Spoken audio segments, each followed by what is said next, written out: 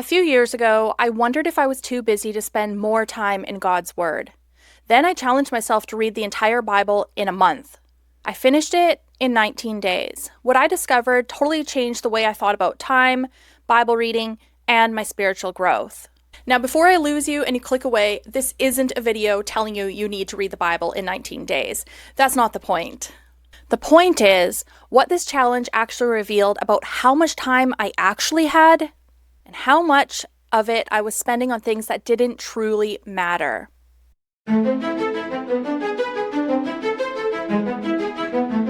Hi, I'm Aria, just a regular stay-at-home mom who loves studying God's Word and sharing what I am learning along the way. If you've ever felt intimidated or not sure where to start in your Bible reading or Bible study, then this is a place for you to be, and I look forward to growing in our faith together. Have you ever thought that you're too busy to read the Bible?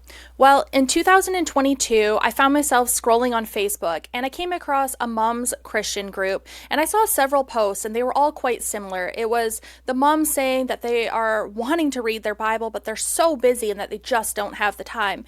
And the overall messages of the responses these posts were getting was, don't worry, God knows your heart. He knows what season you are in. And while I agree that God does know our heart and there is grace for us each day, no matter what season we are in, and we certainly aren't reading the Bible to earn something from God or to check off a box in a legalistic type way, like, yep, I have read the Bible and now I will just move on with my day. That's not the purpose of Bible reading. But I also felt concern.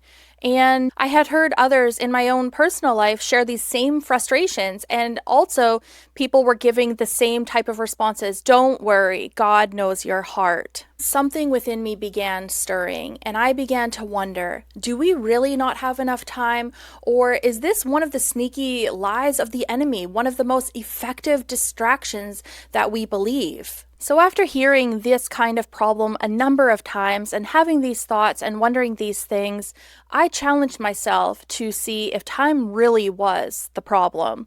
And while I'm just one person, so the test group was rather small, I can share the experience that I had in this challenge. So I challenged myself to read the entire Bible in 1 month. At the time, I was a stay-at-home mom of 3. My husband worked out of town, so he was away for 2 weeks and sometimes longer at a time. My second child was homeschooled. I had several different ministry obligations as well, so I wasn't exactly sitting around with all this uninterrupted time on my hands. I felt compelled to do it, not to prove anything, and certainly not because I thought one day I'd maybe be sharing this story with you. This was a personal challenge I did really just to see if time really was the issue. This was something I did quietly on my own just to see if this was true, or to see if this was an area that we sometimes just believed lies around. I ended up reading the entire Bible in just 19 days, and this changed everything for me.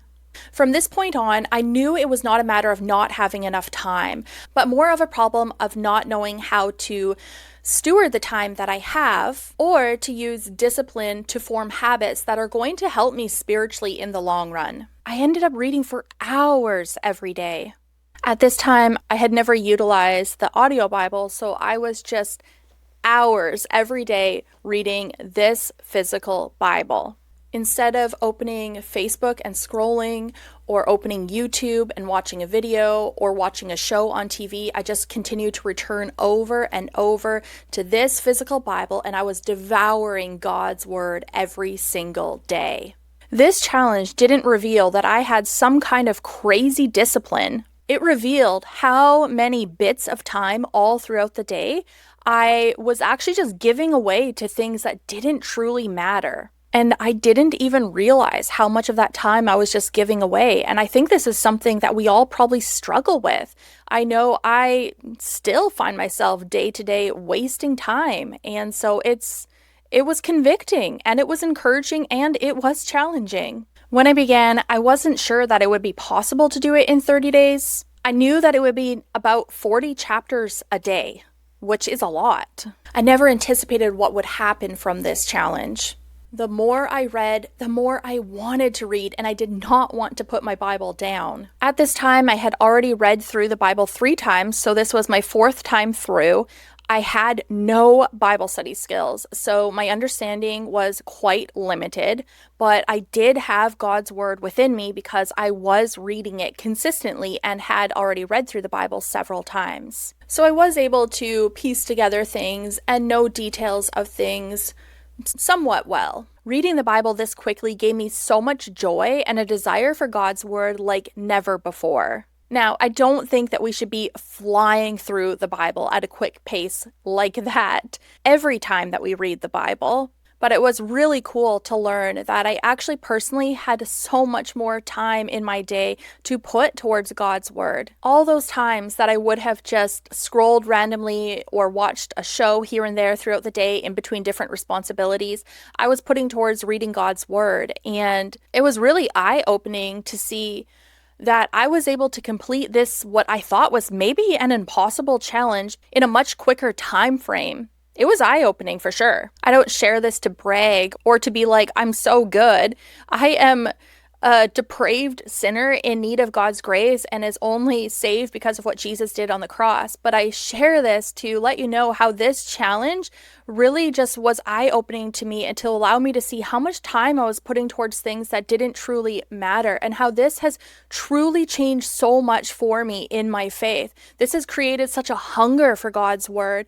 I feel more motivated to read God's word more because I know, looking back at this challenge and what it did for me, that it has only encouraged me to be reminded that I do have the time, and if it is important, I will make time for it.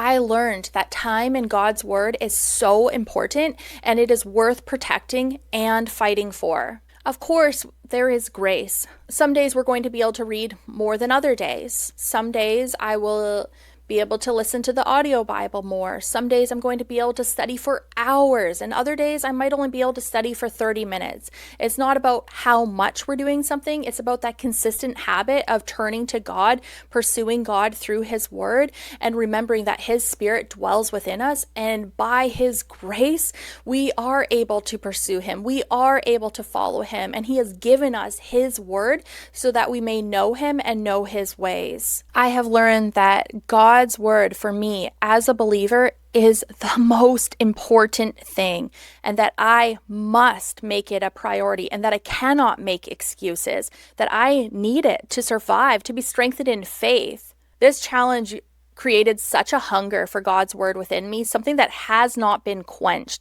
And sure, there are days where I may feel lazy, I may feel not motivated, but I have known through the goodness of God and through His word the importance of it. And so I just keep on returning to it. The more that I have read and studied God's word, the more I want to know our Lord, the more I want to know and understand His word. The more that we are consuming God's word, the more our appetite for it grows. We want it more and more. It's wonderful. Maybe your challenge isn't reading the Bible in a month or 6 months. Maybe it's reading a chapter a day. Maybe it's listening to the audio Bible while you are driving. Maybe it's opening God's word before you open social media. Whatever it is, don't believe the lie that God's word has to fit into whatever leftover time we have. If that's the case, there's never going to be time. There's always more things for us to do day to day. I learned that I will make time for the things that I truly value, and God's word is so important and worth making time for. One day, we're going to be remembered for something. My prayer is that my children will remember me as a mom that loved the Lord and loved His word, and that I'm known by that love. And not that I did any of it perfectly, but that I consistently showed the importance of pursuing God through His word. I want people to know that reading God's word is not an impossible, overwhelming task, and that you can do it. And just keep at it. Keep on returning. He will give you the strength and the grace and the power through His Holy Spirit to help you. He is good. And if you're feeling overwhelmed, just start small. Read a chapter. Read a paragraph. Read even a verse. Just begin. Open your Bible and start reading. Just a little at a time. Pray before you read and trust that God is meeting you in that time and will help you through His word. He uses it to draw us closer to Him. Spending time in God's word is never wasted. May the grace of the Lord Jesus Christ be with you all.